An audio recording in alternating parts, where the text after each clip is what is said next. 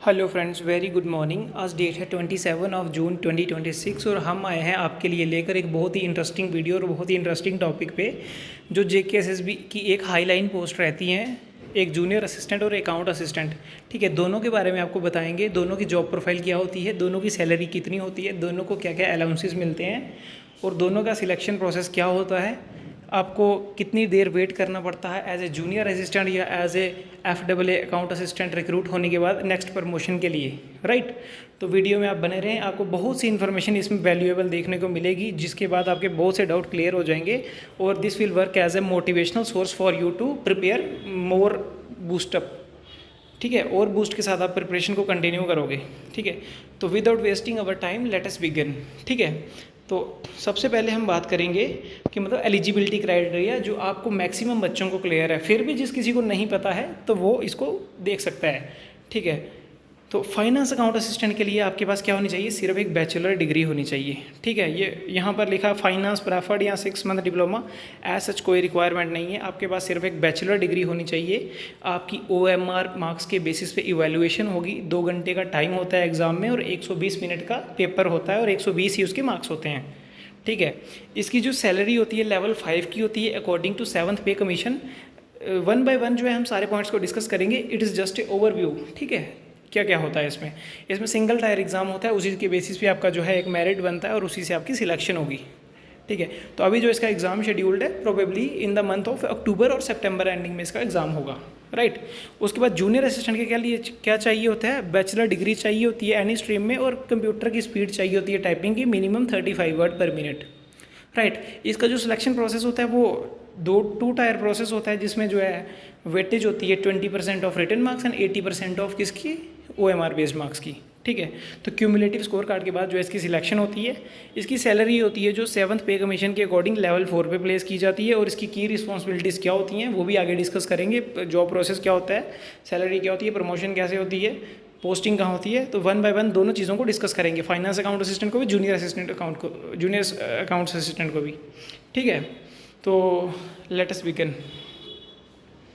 देखिए, दोनों की रिक्रूटमेंट JKSSB कंडक्ट करवाता है। ठीक है, सबसे पहले डिस्कस कर लेते हैं salary structures of finance account assistant and JKSSB junior assistant. सबसे पहले हम बात करेंगे FAA की। ठीक है, अब from the next time finance account assistant I will say FAA, right. तो FAA की जो सैलरी होती है लेवल 5 की होती है 7th पे कमीशन के अकॉर्डिंग। ठीक है, इसकी जो बेसिक सैलरी होती है 29,200 होती है, राइट। उसके बाद जो सेकंड इंपॉर्टेंट अलाउंस जो होता है हमको क्रेडिट किया जाता है, हमको मिलता है, that is dearness allowance. What is dearness allowance? Dearness allowance actually inflation को मीट करने का जो एक तरीका है। जैसे जैसे हमारी कंट्री में जो इन्फ्लेशन बढ़ती है, महंगाई बढ़ती है, उसको मैच करने के लिए जो है एम्प्लॉयज़ को जो है एक डियरनेस अलाउंस प्रोवाइड किया जाता है। ठीक है, तो ये डियरनेस अलाउंस जो है रिवाइज होता रहता है, टाइम टू टाइम इंक्रीज होता रहता है, but as of now 27 June 2026 it is 60% of our basic salary. ठीक है, आपकी 29,000 बेसिक है, उसी के अकॉर्डिंग जो है उसका 60% 17,520 आपका क्या है, डियरनेस अलाउंस है, right. Second thing is clear. और थर्ड अलाउंस होता है हमारा major allowance, that is HRA। HRA is actually home rent allowance. Home rent allowance vary करता है प्लेसेस टू प्लेसेस। वो क्यों वेरी करता है, बिकॉज कॉस्ट ऑफ लिविंग जो है अदर सिटीज़ में अदर प्राइस पे होती है। जिस सिटी में 20 लाख से ज़्यादा की पॉपुलेशन है ना, वहाँ पे जो होम रेंट अलाउंस होगा वो 30% होगा, राइट। एंड JNK में ऐसी कोई सिटी नहीं है जिसकी पॉपुलेशन 20 लाख से ज़्यादा हो। सेकेंड थिंग, जिस सिटी में 5 लाख से लेके 20 लाख के बीच पॉपुलेशन होगी ना, वहाँ पे होम रेंट अलाउंस कितना होगा, वहाँ पे होगा 20%। ठीक है, और as of now Jammu and Kashmir में सिर्फ 2 डिस्ट्रिक्ट्स ऐसी हैं जिसकी पॉपुलेशन जो है 5 लाख से ज़्यादा और 20 लाख से कम है। द वन इज़ जम्मू की सबसे ज़्यादा पॉपुलेशन है and the another is Srinagar. ठीक है, इन दोनों सिटीज़ में जो होम रेंट अलाउंस प्रोवाइड किया जाता है, दोनों ही केसेस में जूनियर असिस्टेंट हो या कोई पोस्ट हो, किसी भी पोस्ट पे यहाँ पे जो होम रेंट अलाउंस प्रोवाइड किया जाएगा 20% किया जाएगा। ठीक है, और रिमेनिंग अदर डिस्ट्रिक्ट है ना, जो 18 डिस्ट्रिक्ट बच गई जम्मू कश्मीर की, वहाँ पे 10% होता है। ठीक है, तो हम मेजरली 10% पे जो है हमारी सारी कैलकुलेशन करेंगे, राइट। तो 10% ऑफ बेसिक सैलरी के अकॉर्डिंग जो है वो मिलेगा HRA। ठीक है, जो कि आएगा 2920, राइट। उसके बाद मेडिकल अलाउंस जो होता है फ्लैट होता है, वो 300 रुपीज़ है। और ट्रैवलिंग अलाउंस मिलता है up to level 6। Travelling allowance भी फ्लैट रहेगा 2880। ठीक है, 2880 रुपये। ठीक है। अब इन सारी चीज़ों को जब हम प्लस करेंगे ना तो हमारी ग्रॉस सैलरी बन के आएगी 52,820 रुपीज़। इसका मतलब क्या है ना, ग्रॉस सैलरी क्या चीज़ है, जो हमारे बोनस और सारे अलाउंसेस को सम करके जो हमारी अर्निंग्स होती है, that is our gross salary. ठीक है। अब ग्रॉस सैलरी के बाद होती है कुछ डिडक्शंस। ठीक है। एक छोटी सी चीज़ मैं आपको क्लियर कर दूं, पहले जो पेंशन मिलती थी सबको, ओल्ड पेंशन स्कीम, ठीक है, अब उसको बंद करके जो है न्यू पेंशन स्कीम लॉन्च की गई थी। ठीक है। तो इसलिए हमारा एक नया अकाउंट क्रिएट होता है जिसको हम बोलते हैं NPS, new pension scheme, NPS account होता है। उसमें डिडक्ट होती है हमारी कुछ सैलरी का पार्ट जो हमको रिटायरमेंट पे मिलेगा। इसमें कुछ हिस्सा जो है हमारी सैलरी से डिडक्ट होकर हम सबमिट करते हैं, और कुछ जो है उसी के शेयर के अकॉर्डिंग जो गवर्नमेंट भी उसमें डालती है। तो वो कैसे होती है कैलकुलेशन, आइए आपको बताते हैं। हमारी बेसिक सैलरी प्लस हमारा डीए, बेसिक प्लस डीए दोनों को प्लस करते हैं, फिर उसका जो 10% होता है, ठीक है, उसका 10% डेबिट करते हैं। लुक एट हियर, यहाँ पे मैंने दिखा हुआ है कि बेसिक प्लस डीए का 10% जो होगा that will come around 4672 rupees जो है हम जो है अपनी तरफ से अपने एनपीएस अकाउंट में डालेंगे, और उसी का 140% जो गवर्नमेंट है हमारे एनपीएस अकाउंट में डालेगी, जो आएगा लगभग 6541 रुपीज़। तो टोटल जो होगा हमारे एनपीएस में हर महीने कितने पैसे जमा होते रहेंगे, 11,213 रुपये for finance account assistant, right. तो जो इस पैसे को माइनस करने के बाद जो हमारा शेयर है, सिर्फ गवर्नमेंट शेयर नहीं, सिर्फ हमारा शेयर माइनस करने के बाद जो हमको सैलरी मिलेगी, that is our net salary. Net salary क्या होती है, जो हमारे अकाउंट में आती है, और वो रहेगी 48,148 rupees for finance account assistant. ठीक है। टेक्निकल्स मैंने सारे क्लियर कर दिए, कौन सा अलाउंस क्या होता है, कब कैसे मिलता है, ठीक है, वो सारी चीज़ें सेम रहेंगी जूनियर असिस्टेंट के लिए भी, बट पे का डिफरेंस है, पे लेवल का डिफरेंस है, एक तरफ 4 है एक तरफ 5 है, तो इसलिए जो है जूनियर असिस्टेंट की सैलरी उससे कम ही आएगी। ठीक है। जल्दी से इसको डिस्कस कर लेते हैं। बेसिक सैलरी होगी 25,500, ठीक है। डेयरनेस अलाउंस 60% के हिसाब से होगा 15,300। एचआरए जो है 10% के हिसाब से कैलकुलेट किया है, और एचआरए होगा 2550। उसके बाद medical allowance flat 300 rupees, travelling allowance 2880 रहेगा। उसके बाद जो सारा कुछ सम करने के बाद जो ग्रॉस सैलरी आएगी वो आएगी 46,530। ठीक है। फिर उसके बाद क्या करेंगे, बेसिक प्लस डीए का 10% निकालेंगे और उसको माइनस कर देंगे ग्रॉस सैलरी में से, तो वो आएगी हमारी नेट सैलरी 42,450 रुपीज़, ये हमारे अकाउंट में आएगी। ठीक है। इसके बिना जो 10% डिडक्ट हुआ होगा वो होगा 4080। ठीक है, हमारा जो एनपीएस में हम डालेंगे, उसके बिना जो गवर्नमेंट वहाँ से डालेगी हमारे एनपीएस में, दैट इज़ 5712। ठीक है। 9700 रुपीज़ लगभग जो है हमारे अकाउंट में गवर्नमेंट डालेगी। तो ये चीज़ें क्लियर हो गई। सैलरी कितनी होगी, 42,000 इस तरफ होगी, 48,000 उस तरफ होगी। ठीक है। पे के अकॉर्डिंग आपने कंपैरिजन देख लिया। ठीक है। एनपीएस अकाउंट में कितनी जाएगी वो भी देख लिया। तो आइए अब हम करते हैं नेक्स्ट चीज़ डिस्कस। ठीक है। अभी मैं सिर्फ यहाँ पे ये बताऊंगा कि क्या से हम क्या बन सकते हैं, कैसे बनते हैं, वो हम नेक्स्ट स्लाइड में देखेंगे। ठीक है। फाइनेंस अकाउंट असिस्टेंट में हम क्या बनते हैं, सबसे पहले as a account assistant recruit होंगे। जैसे 600 पोस्ट हैं, अगर आप सिलेक्ट होते हो तो आप सबसे पहले क्या लगाओगे, अकाउंट्स असिस्टेंट लगोगे। अकाउंट्स असिस्टेंट से आप बनोगे अकाउंटेंट, अकाउंटेंट से बनोगे आप असिस्टेंट अकाउंट्स ऑफिसर, राइट। लेकिन यहाँ पे प्रमोशन में स्टैग्नेशन काफ़ी है। ठीक है। दूसरी तरफ ये देखते हैं कि जूनियर असिस्टेंट से क्या बनेंगे हम, जूनियर असिस्टेंट से बनेंगे सीनियर असिस्टेंट, सीनियर असिस्टेंट से बनेंगे हम हेड असिस्टेंट। अब जो कोई बहुत ही छोटी एज में लग जाएगा, ठीक है, तो वो मे बी सेक्शन ऑफिसर तक पहुँच पाए। ठीक है। और यहाँ पे देखो जो एलिजिबिलिटी होती है, मतलब कितनी देर में बंदा बनता है। ठीक है। मिनिमम जो होती है 3 इयर्स की एलिजिबिलिटी होती है सर्विस कंप्लीट करने के लिए, हर एक प्रमोशन पे अपग्रेड होने के लिए। अब ज़रूरी नहीं है आप हो ही जाओगे। ठीक है। और नेक्स्ट में इसको डिस्कस करते हैं क्या होगा। ठीक है। FAA रिक्रूट होने के बाद, ठीक है, FAA रिक्रूट होने के बाद आप प्रमोट होते हो अकाउंटेंट। अकाउंटेंट प्रमोट होने के लिए क्या एलिजिबिलिटी क्राइटेरिया, फर्स्ट आपको मिनिमम 3 ईयर की सर्विस कंप्लीट करनी है, तो आपकी एलिजिबिलिटी बनेगी। 3 ईयर की सर्विस कंप्लीट करने के बाद इसका मतलब ये नहीं कि आपकी प्रमोशन हो जाएगी, वो क्या होता है 7 साल में होगी, 5 साल में होगी, 8 साल में होगी, बट आपको एलिजिबिलिटी हो जाएगी अगर आपने 3 ईयर की सर्विस कंप्लीट की है और आपने सबऑर्डिनेट अकाउंट्स कोर्स का पार्ट 1 क्वालिफाई किया है। ठीक है। ये एक डिपार्टमेंटल एग्जामिनेशन होते हैं जिसकी ट्रेनिंग करवाई जाती है, फिर जो है एक डिप्लोमा काइंड होता है जो इसको क्वालिफाई करता है पार्ट 1 को, उसको एलिजिबल माना जाएगा कि हाँ ये प्रमोशन के लिए एलिजिबल है। ठीक है। और इसके जो एग्ज़ाम्स होते हैं वो JKPSC कंडक्ट करेगी। ठीक है। JKPSC एग्ज़ाम्स कंडक्ट करती है इसके। ठीक है। अब आपने SAC, ठीक है, अब मैं SAC बोलूँगा सिर्फ, किसको, सबऑर्डिनेट अकाउंट्स कोर्स को, इसको मैं सिर्फ SAC बोलूँगा। तो आपने खुद ही इसको क्लिक करना है कि किस चीज़ की बात हो रही है। अकाउंटेंट बने आप, ठीक है, कहाँ से, FAA से प्रमोट होकर अकाउंटेंट बने। अब अकाउंटेंट से आपको अकाउंट असिस्टेंट अकाउंट्स ऑफिसर बनना है। उसके लिए क्या करना पड़ेगा, for that you also need to मतलब वेट फॉर मिनिमम 3 ईयर। आपको अकाउंटेंट पे मिनिमम 3 ईयर की सर्विस कंप्लीट करनी है। उसके बाद आपको फिर से एक SAC2 डिप्लोमा है, ठीक है, JKPSC ही कंडक्ट करेगी, डिपार्टमेंट ही करवाएगा, ट्रेनिंग करवाएगा। उसको क्वालिफाई करने के बाद आपकी जो है एलिजिबिलिटी बन जाएगी असिस्टेंट अकाउंट्स ऑफिसर की, ठीक है, AAO, ठीक है। तो यहाँ तक आप पहुँच सकते हो, ठीक है। लेकिन इसमें स्टैग्नेशन काफ़ी है। अब ये नहीं है कि अगर आपने 3 साल 4 साल कंप्लीट कर लिया, आपका डिप्लोमा क्वालिफाइड है तो आप हो जाओगे। आप अगर अभी रिक्रूट होते हो तो you have to keep in your brain that आपसे पीछे भी जो है 900 बंदे रिक्रूट होके आ रहे हैं, उनसे पीछे 250 बंदे 2018 में रिक्रूट होके आ रहे हैं, ठीक है। तो no one can guarantee your promotion within a 3 year, but it makes you to eligible only, ठीक है। फाइनेंस अकाउंट असिस्टेंट की मैंने काफ़ी हद तक चीज़ें क्लियर की। आइए अब बात करते हैं जूनियर असिस्टेंट की। जूनियर असिस्टेंट से 3 ईयर सर्विस कंप्लीट करने के बाद आप एलिजिबल हो जाओगे किसके लिए? सीनियर असिस्टेंट के लिए, ठीक है। लेकिन still the question is how.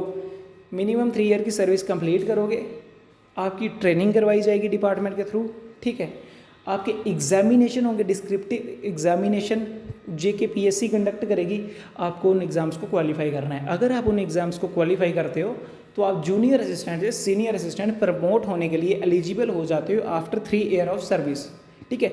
और ये जो एग्जामिनेशन कंडक्ट करवाती है ना, और जो ट्रेनिंग होती है, ठीक है, ये कोर्स के लिए, ये आपकी कभी ऐसा नहीं होता कि अगर आपने फर्स्ट ईयर ज्वाइन किया, सेकंड ईयर ज्वाइन किया तभी हो जाएगी, पहले साल, दूसरे साल, तीसरे साल नहीं। ये कम से कम 3 साल कंप्लीट होने के बाद आपकी ट्रेनिंग होगी, ठीक है। उसके बाद आपकी एलिजिबिलिटी मानी जाएगी अगर आपने क्वालिफाई किया है। जूनियर असिस्टेंट से सीनियर असिस्टेंट प्रमोट होने के लिए एलिजिबिलिटी है, आपको क्या क्वालिफाई करना है? डिपार्टमेंटल एग्जाम क्वालिफाई करना है, डिस्क्रिप्टिव। लेकिन फिर आपको सीनियर असिस्टेंट से हेड असिस्टेंट प्रमोट होने के लिए कोई एग्ज़ाम नहीं क्वालिफाई करना, SAC2 जैसे FAA में करना पड़ेगा, यहाँ नहीं करना पड़ेगा। फिर हेड असिस्टेंट से जो है हेड असिस्टेंट से SO सेक्शन ऑफिसर बनने के लिए आपको कोई एग्ज़ाम क्वालिफाई नहीं करना। फिर जो मतलब मिनिमम टाइम पीरियड है ना 3 ईयर्स का, कि मतलब इतने साल इस पोस्ट पर मिनिमम काटने हैं, फिर इतने साल इस पोस्ट पर काटने हैं, आपको सिर्फ यहाँ पे वो टाइम पीरियड अपना कंप्लीट करना है, ठीक है। और फाइनेंस में तो आपको दोनों तरफ जो है डिप्लोमा क्लियर करना है अपना। तो इसमें ऐसा कुछ नहीं है, सिर्फ जूनियर असिस्टेंट से सीनियर असिस्टेंट बनने के लिए एग्ज़ाम क्वालिफाई करना है। After that you are free, you have to just wait for your turn, nothing else, ठीक है। तो ये दोनों चीज़ें मैंने आपको क्लियर की कि मतलब हम क्या बन सकते हैं और कैसे बनेंगे, ठीक है, प्रमोशन के बाद। आइए तो नेक्स्ट बात करेंगे हम इनके जॉब रोल्स, ठीक है। जॉब रोल्स एंड रिस्पॉन्सिबिलिटीज़ क्या होती है, ठीक है। अब जो अकाउंट्स असिस्टेंट होता है ना, ये मेजरली पे रोल्स और सैलरीज जो डिपार्टमेंट होता है ना, एक डिपार्टमेंट में बहुत सारे एम्प्लॉयज़ होती हैं, ठीक है। अब उसको क्या करना होता है? सैलरीज और पे रोल्स के साथ जो मैनेज करना होता है सारा कुछ, मतलब सैलरी निकालनी है, डेबिट करनी है, क्रेडिट करनी है।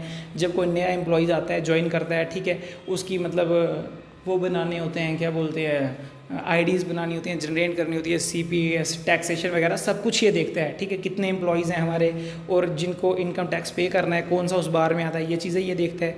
उसके बाद बुक कीपिंग करनी होती है इसने, ठीक है। हमारी GR वगैरह कटती हैं, रिसिप्ट्स कटती हैं, डिपार्टमेंट की ना कोई फीसिस होती हैं, कोई हमारे डिपार्टमेंट की कौन सी सर्विस अवेल कर रहा है, उसकी जो फीस आ रही है, उसका जो है क्रेडिट डेबिट सारा मैनेज करना होता है, ठीक है। और पेएबल एंड रिसीवेबल्स होते हैं, ठीक है, हर डिपार्टमेंट के। ये चीज़ें आपको समझ आएंगी जब आप ज्वाइनिंग कर लोगे, आप रिक्रूट होने के बाद, ठीक है, तब आपको समझ आएंगी, ये होगा। फिर मतलब ये ट्रैक करता है सारे पेएबल्स और रिसीवेबल, आने वाली और जाने वाली ट्रांजैक्शंस को, ठीक है। ओवर ड्यू जो क्रेडिट होता है उनको मैनेजेस करता है। फिर जो डिपार्टमेंट के वो होते हैं, मतलब बिलिंग्स वगैरह होती है, मतलब जो जाने वाली होती हैं, ठीक है, हर चीज़ की, उसको मैनेज करता है, ठीक है। फिर जो वेंडर से जो है मतलब सेल एंड परचेज़ हुआ होता है, ठीक है, वो ऐसा होता है कि मतलब किसी से कुछ खरीदा, उसको उसी दिन पैसे नहीं मिलते हैं डिपार्टमेंट से, फिर उसको कितने महीनों बाद कब जो है बिल से ड्रॉ होके मनी मिलेगी, वो वैसे करता है। फिर फाइनेंशियल रिपोर्ट प्रिपेयर करता है जब ऑडिट होना होता है डिपार्टमेंट का, ठीक है। तो ये सारी चीज़ें जो है ये करता है फाइनेंस अकाउंट असिस्टेंट, ठीक है। उसके बाद जूनियर असिस्टेंट क्या करता है? जूनियर असिस्टेंट मेजरली परफॉर्म करता है एडमिनिस्ट्रेटिव टास्क, ठीक है। ये स्टाफ के साथ कोऑर्डिनेट करता है, डायरेक्टरेट के साथ कोऑर्डिनेट करता है, ईमेल्स जो वगैरह आती है उनको रिप्लाई करता है, जो हमारे स्टाफ के मतलब ड्यूटी रोस्टर्स प्रिपेयर करता है, किसकी ड्यूटी कहाँ पे लगेगी, ठीक है। जो ऑल टाइप्स ऑफ लीव्स होती हैं, ठीक है, extra ordinary leave, earn leave, medical leave, ठीक है, और मैटरनिटी लीव, इन सारों के ऊपर जो है ये वर्क करता है, किसको देनी है, कितनी देनी है, किसकी कितनी बनी है, ठीक है। लीव रूल्स को ये देखता है, ठीक है। ऑल टाइप्स ऑफ एप्लीकेशन के प्रोसेस देखता है, कौन सा एम्प्लॉय छुट्टी पे जा रहा है और उसकी जगह कैसे किसको सेट करना है, ठीक है, लीव रूल के सारे मेंटेन करता है, ठीक है, सारे रिकॉर्ड्स मेंटेन करता है डिपार्टमेंट के, फील्ड में जो स्टाफ होता है उसके साथ कोऑर्डिनेट करता है, और हायरार्की में जो डिपार्टमेंट होता है डिस्ट्रिक्ट लेवल से जो है कोऑर्डिनेट करता है डिवीज़नल लेवल वाले के साथ, डिवीज़न से डायरेक्टरेट वाले के साथ, और ब्लॉक लेवल से फील्ड लेवल वालों के साथ, ठीक है। ये मेजरली इनके जॉब रोल्स होते हैं, ठीक है। तो मतलब इट्स नॉट सच हैक्टिक, और इनको जो जितनी भी गेस्टेड छुट्टियाँ होती हैं सारी इनको गेस्टेड हॉलीडेज़ ही होती हैं, ठीक है। तो मूविंग टू द नेक्स्ट, ठीक है, अब बात करेंगे पोस्टिंग कैसे होती है।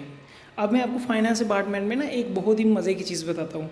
जब आप एज ए FAA रिक्रूट होते हैं ना, आप एम्प्लॉय होते हैं फाइनेंस डिपार्टमेंट के, ठीक है।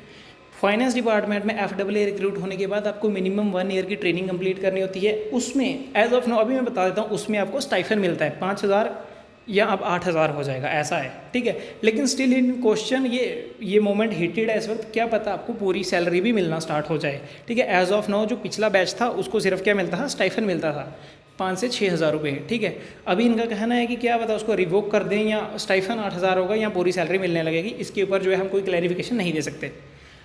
आप FAA रिक्रूट हुए हो, आपका डिपार्टमेंट है फाइनेंस डिपार्टमेंट, लेकिन आपको ट्रेनिंग कंप्लीट करने के बाद डेपुटेशन पे भेज दिया जाता है किसी डिपार्टमेंट में, ठीक है। किसी डिपार्टमेंट में भेज दिया, जैसे मान लो मेडिकल में भेज दिया, ठीक है, किसी को मान लो जल शक्ति में भेज दिया, ठीक है। तो वहाँ पे आप अपनी सर्विस जो है कंटिन्यू करोगे, ठीक है। तो फिर क्या बोलते हैं 3-4 साल आप उस डिपार्टमेंट में रहे और फिर आपको दूसरे डिपार्टमेंट में भी डेपुटेशन पे भेजा जा सकता है। एंड मोर कहने का मतलब ये है कि फाइनेंस अकाउंट असिस्टेंट जो है थ्रू आउट द सर्विस अपनी लाइफ जो है एक ही डिपार्टमेंट में नहीं देता है, उसको मल्टीपल डिपार्टमेंट्स में देनी पड़ती है, ठीक है। तो वेयर एज जो जूनियर असिस्टेंट रिक्रूट होता है इसकी कोई ट्रेनिंग नहीं होती, ठीक है, कोई स्टाइफन नहीं होता, इसकी कोई ट्रेनिंग नहीं होती, इसका कोई स्टाइफन नहीं होता। ये जिस डिपार्टमेंट में रिक्रूट होता है थ्रू आउट द लाइफ इसको जो है उसी डिपार्टमेंट में रह के अपनी सर्विस देनी होती है, जो कि फाइनेंस अकाउंट असिस्टेंट में बिल्कुल नहीं होता, ठीक है। अगर ये मेडिकल में रिक्रूट हुआ है तो थ्रू आउट द लाइफ इसको मेडिकल में रहना पड़ेगा, PHE में रिक्रूट हुआ है तो थ्रू आउट द लाइफ इसको PHE में रहना पड़ेगा, एग्रीकल्चर में हुआ है तो थ्रू आउट द लाइफ इसको एग्रीकल्चर में ही रहना पड़ेगा, ठीक है। ये चीज़ें आपको क्लियर हो गया कि मतलब उसको उसी डिपार्टमेंट में रहना पड़ेगा, और फाइनेंस अकाउंट असिस्टेंट वाले का डिपार्टमेंट चेंज होता रहेगा यहाँ से वहाँ 3-4 साल के बाद, में भी 10 साल एक डिपार्टमेंट में काट ले, ठीक है। अब मैक्सिमम चीज़ें मैं आपको धीरे धीरे क्लियर करता चल रहा हूँ। अब जो कॉमन चीज़ें होंगी ना FAA में और जूनियर असिस्टेंट में, अब बात करेंगे उन पे, ठीक है। तो let us coming to the next point, ठीक है। अब इसमें क्या चीज़ है कि जॉब पोस्टिंग कहाँ होगी, ठीक है। मेजरली जो फाइनेंस अकाउंट असिस्टेंट और जो जूनियर असिस्टेंट, इनकी जॉब पोस्टिंग हमेशा रहेगी अर्बन एरिया में, ये रूरल एरिया में या गांव में नहीं रहेंगे, ठीक है। टाउन एरिया में रह सकते हैं अप टू ब्लॉक लेवल, लेकिन उससे नीचे फील्ड लेवल पे ये नहीं होते, ठीक है। सबसे पहले रह सकते हैं डायरेक्टरेट लेवल पे, ठीक है, डायरेक्टर ऑफिस में, फिर उसके बाद डिविजनल ऑफिस में, फिर उसके बाद जो है डिस्ट्रिक्ट लेवल के ऑफिस में, और उसके बाद जो है ब्लॉक लेवल के ऑफिस में अपने रिस्पेक्टिव डिपार्टमेंट में, ठीक है। वहाँ से जो है ये सारा वर्क फ्लो मैनेज करेंगे एडमिनिस्ट्रेटिवली जूनियर असिस्टेंट, और फाइनेंशियली जो है सैलरीज वगैरह निकालनी पूरी फील्ड स्टाफ का, ठीक है। ये सारी चीज़ें होंगी इनके ऊपर। और एक और चीज़, जॉब में रहते हुए आप अपने ऑफिस के साथ अगर वहाँ पे गवर्नमेंट क्वार्टर्स अवेलेबल हैं अकोमोडेशन के लिए, अगर आप उनको अवेल करते हो, गवर्नमेंट क्वार्टर आप लेते हो, तो आपको जो HRA होम रेंट अलाउंस जो मिलता था वो क्या हो जाएगा, डेबिट हो जाएगा, ठीक है, वो डिडक्ट हो जाएगा, फिर आपको होम रेंट अलाउंस नहीं मिलेगा आपकी सैलरी में, नेट सैलरी में से वो भी कम हो जाएगा, ठीक है। तो मेजरली पोस्टिंग जो है अर्बन एरिया में रहेगी, सिटी में रहेगी, ऐसी कोई बात नहीं है कि गाँव में होगी, राइट। पोस्टिंग आपको क्लियर हो गया है, ठीक है। अब उसके बाद नेक्स्ट की हम बात कर लेंगे कि मतलब हमारी सैलरी बढ़ती कैसे है, ठीक है। ये भी एक चीज़ है, अगर भाई अगर आज आपकी 48,000 सैलरी है तो 2 साल बाद 1 साल बाद बढ़ेगी ना, वो कैसे बढ़ेगी उस पर बात करेंगे ना। तो सैलरी हमारी बढ़ती है 2 तरीके से, एक बढ़ती है डेयरनेस अलाउंस से और दूसरी बढ़ती है एनुअल इंक्रीमेंट से। डेयरनेस अलाउंस क्या होता है, जो मैंने आपको बताया इन्फ्लेशन महंगाई को मैच करने के लिए जो अलाउंस देती है सरकार, उसको कहते हैं डेयरनेस अलाउंस। और डेयरनेस अलाउंस साल में 2 बार बढ़ता है, ठीक है। एक बार बढ़ता है जनवरी में और दूसरी बार बढ़ता है जुलाई में, ठीक है। एज ऑफ नो आज की डेट में जो 60% चल रहा है वो मिला हुआ है जनवरी 2026 का। अब जुलाई आ जाएगा, अब जुलाई में बढ़ेगा दोबारा से, और ये वेरी करता रहता है कितना बढ़ेगा, 2% से लेके 5% के बीच में बढ़ता रहता है। कभी अब पिछले 3-4 सेशन से तो 2% ही बढ़ रहा है, कभी 3 भी बढ़ता है, ठीक है। तो अगर आपकी किस्मत बहुत ही अच्छी होगी तो कभी 4-5% भी बढ़ जाएगा, ठीक है। लेकिन ऐसा एज ऑफ नो बढ़ा नहीं है काफ़ी देर से, लगभग 4 सालों से 3% से ऊपर का हाइक कभी मिला नहीं है, ठीक है। ये आपको पता लग गया, करंट स्टेटस DA का 60% है, 2 बार बार बढ़ता है साल में, ठीक है। और कैलकुलेशन किस पे होती है, बेसिक सैलरी पे। अगर आपको अभी 60% मानते हो, आप बेसिक से कैलकुलेट करते हो, तो नेक्स्ट बार अगर 62% हो जाएगा, वो भी आपको बेसिक पे ही कैलकुलेट करना है, ठीक है। ये आपको पता लग गया। अब सेकंड चीज़ होती है एनुअल इंक्रीमेंट। एनुअल इंक्रीमेंट पता क्या होता है, जो हमारी बेसिक सैलरी होती है ना, वो इंक्रीज़ होती है, और वो इंक्रीज़ कितनी होती है, वो इंक्रीज़ होती है 3%। हर साल जो है 3% इंक्रीज़ होती है, राइट। जो FAA है 29,200 उसकी बेसिक सैलरी है, उसमें जो 3% का इंक्रीमेंट लगेगा, उससे क्या होगा कि आपकी बेसिक सैलरी इंक्रीज़ होगी। उससे कैसे इंपैक्ट पड़ेगा पूरी आपकी सैलरी पे, उसी से जो है DA कैलकुलेशन चेंज हो जाएगी, उसी से HRA कैलकुलेशन चेंज हो जाएगी। तो उसी से सारी कैलकुलेशन चेंज होने के बाद जो है आपकी सैलरी जो आपको हाइक अच्छा सा दिखता है, ठीक है। अब आपको ये इंक्रीमेंट कैसे मिलेगी हर साल, ठीक है। इसके लिए क्या होता है कि मतलब आपको ज्वाइन किया ना आपने, जिस दिन ज्वाइन करने के बाद मिनिमम आपको 6 मंथ कंप्लीट करने हैं सर्विस के, टू एलिजिबल फॉर इंक्रीमेंट, ठीक है। तो उस इंक्रीमेंट के लिए आपको 6 मंथ कंप्लीट करने हैं। अब ऐसा नहीं है कि आपने फरवरी में ज्वाइन कर दिया, उसके बाद 6 महीने के बाद आपको मिल जाएगी इंक्रीमेंट, ऐसा नहीं है। जो इंक्रीमेंट भी है ना, वो भी या तो जनवरी में मिलती है और या तो जुलाई में मिलती है। कब, या तो जनवरी या तो जुलाई, राइट। तो मिनिमम अगर आपकी बहुत ही अच्छी किस्मत होगी तो मान लो आपने दिसंबर में ज्वाइन किया, जनवरी में तो मिल ही नहीं है, 6 महीने कंप्लीट नहीं हो, दिसंबर में ज्वाइन किया तो जुलाई में मिल जाएगी, ऐसा हो जाएगा, ठीक है। अगर आपकी बहुत ही ख़राब किस्मत है तो मान लो आपने जनवरी में ज्वाइन किया तो जुलाई में आपको नहीं मिलेगी, फिर आपको जनवरी तक का ही वेट करना पड़ेगा। मतलब मिनिमम 6 मंथ का वेट करना है, और 6 मंथ का वेट करने पे पहले या जनवरी या जुलाई आ रहा होगा तो मिल जाएगी, ठीक है, आपके 6 मंथ कंप्लीट होने पे। अगर नहीं आ रहा होगा तो फिर आपको क्या करना पड़ेगा, 8 मंथ का वेट करना पड़ेगा, घूम के दोबारा सर्कल पे आना पड़ेगा, या जनवरी पे या जुलाई पे, ठीक है। आई होप कि मैं आपको ये समझा पाया हूँगा कि मतलब इंक्रीमेंट कैसे मिलनी है, ठीक है। 6 से 11 महीने का वेरिएशन आ सकता है रोस्ट केस सिनेरियो में, और जो है आइडियल केस में जो है 6 महीने बाद ही आपको मिल जाती है। वो लकी किस्मत होगी, दिसंबर में ज्वाइनिंग होगी तो मिलेगी जुलाई में, ठीक है, जून में ज्वाइनिंग हो जाएगी तो मिल जाएगी जनवरी में, ठीक है।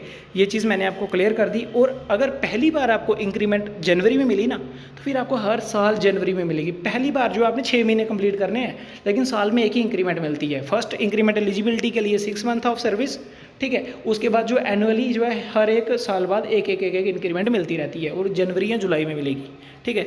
ये चीज़ भी मैंने आपको क्लियर कर दी, ठीक है। इसको लेकर, प्रमोशन को लेकर भी मैंने आपको बहुत सारी चीज़ें क्लियर कर दी, ठीक है। अभी देखो, चिल्ड्रन एजुकेशन अलाउंस होता है, ठीक है। अगर आप मैरिड हैं, आपके बच्चे हैं, तो आपको क्या मिलता है, चिल्ड्रन एजुकेशन अलाउंस बच्चों को पढ़ाने के लिए मिलता है, ठीक है। सिर्फ 2 बच्चों तक मिलता है, अप टू 2 चाइल्ड ओनली, ठीक है। तो मंथली बेनिफिट्स क्या होते हैं, अभी लगभग 2800 रुपये मंथली मिलता है एक बच्चे के लिए, ठीक है। अगर उसने हॉस्टल नहीं लिया हुआ, अगर उसने हॉस्टल भी लिया तो हॉस्टल की भी अलग से मिलती है, लगभग 8000 तक मिलता है, 8400 मिलता है, ठीक है। तो ये मंथली हो गया 11000, लेकिन ये आपको पूरा नहीं मिलेगा। आपको स्कूल से जो स्लिप्स वगैरह जो है जनरेट करके जो है वहाँ पे प्रोड्यूस करनी पड़ती है, और ये लगभग 50,000 के आसपास ही मिल पाता है, ठीक है। क्योंकि फर्स्ट क्लास से बच्चा और 12th क्लास तक बच्चा कभी हॉस्टल में पढ़ता नहीं है, ठीक है। ऐसा नहीं है कि मतलब अगर आपकी जितनी आपकी चाइल्ड की फ़ीस है उसके प्रोपोर्शनेट के हिसाब से मिलेगा। अगर आपका बच्चा हॉस्टल में नहीं रहता तो हॉस्टल का नहीं मिलेगा, ठीक है। और ये चीज़ रिवाइज होती रहती है, चिल्ड्रन एजुकेशन अलाउंस, ठीक है। मैं आपको रेफ़र करूँगा कि ये लेटेस्ट डेटा है, लेकिन जब आपका जिस डेट पे आप ये देख रहे होंगे वीडियो में भी कुछ समय बाद, क्या पता उस वक्त डेटा कुछ और हो, ठीक है। तो अभी जो 8th पे कमीशन भी ड्यू है, और जो आपकी सैलरी की सारी कैलकुलेशन सारी फ्लक्चुएट करेंगी, ठीक है। होप करते हैं कि सैलरी आपकी 8th पे कमीशन के बाद एक अच्छा खासा हाइक देखने को मिलेगा। That is also depend upon fitment factor कितना रहता है, फिटमेंट फैक्टर कितना रहता है उसके अकॉर्डिंग आपकी 8th पे कमीशन में सैलरी बनेगी, ठीक है। तो मिनिमम मान के जा सकते हैं कि आप 50% इंक्रीज़ हो सकती है नेट सैलरी टोटल, ठीक है। चिल्ड्रन एजुकेशन अलाउंस का मैंने आपको बता दिया। और उसके बाद ये देखो, ये फिर से मैंने क्लासिफिकेशन आपको बताई है कि अगर 20 लाख से ज़्यादा बंदे जिस सिटी में रहते हैं वहाँ पे HRA 30%, जहाँ 5 लाख से 20 लाख के बीच में रहते हैं वहाँ 20%, यानी कि जम्मू और श्रीनगर, ठीक है। फिर 10% से कहाँ पे मिलेगा, जहाँ 5 लाख से कम रहते हैं। तो मतलब वो जो नेट सारी सिटीज़, ठीक है, 18 डिस्ट्रिक्ट सारी, ठीक है। और सिर्फ जम्मू और श्रीनगर जहाँ पे 20% मिलेगा, ठीक है। रिमेनिंग 18 डिस्ट्रिक्ट में 10% मिलेगा। अगर आपने, ये HRA की बात हो रही है सिर्फ, अगर आपने गवर्नमेंट क्वार्टर ले लिया फिर 10, 20, 30% मैटर ही नहीं करता, आपको HRA मिलेगा ही नहीं, ठीक है। तो ये चीज़ भी मैंने एक्सप्लेन कर दी आपको, ठीक है। आई होप जो चीज़ें थी एक्सप्लेन करने वाली, मैं आपको सारे डाउट्स वगैरह एक्सप्लेन कर पाया हूँगा। इसके बिना जो आपको नेक्स्ट किस जॉब के रिलेटेड या किसके रिलेटेड वीडियो चाहिए, कौन सी पोस्ट की सैलरी स्ट्रक्चर, कौन सी पोस्ट की प्रमोशन, तो वो हम आपके लिए लाएंगे। आप उसको कमेंट सेक्शन में पिन करके बता दीजिए। For more informative videos like this आप हमको सब्सक्राइब कर सकते हैं। J&K के सारे जो न्यूज़ अपडेट्स जॉब रिलेटेड हम आपको सबसे पहले प्रोवाइड करते हैं, ठीक है। To appreciate our work you can like, subscribe and comment our channel, ठीक है। तो एस्पायरिंग एस्पिरेंट 1 को फॉलो करें, सब्सक्राइब करें। हमारे टेलीग्राम चैनल का लिंक जो है आपका डिस्क्रिप्शन में प्रोवाइड कर दिया जाएगा, ठीक है। आप उसको भी ज्वाइन कर सकते हैं। वहाँ पे फास्टेस्ट अपडेट आपको मिलेंगे और वीडियो आने में तो लगभग अपडेट के बाद कोई 1 घंटा तो लगता ही है, ठीक है। सो ऑल द बेस्ट, अपनी प्रिपरेशन के साथ बूस्टअप रहें, ठीक है। ये जो क्वेश्चन है जूनियर असिस्टेंट की टाइपिंग भी अब हो ही जाएगी, अगर आंसर की आ चुकी है तो FAA का एग्ज़ाम भी जो शेड्यूल्ड है वो हो ही जाएगा सितंबर एंडिंग और अक्टूबर बिगनिंग में, ठीक है। तो thank you guys, good bye, have a nice day, wonderful journey ahead. बने रहें एस्पायरिंग एस्पिरेंट के साथ ऐसी ही इन्फॉर्मेटिव वीडियो के लिए।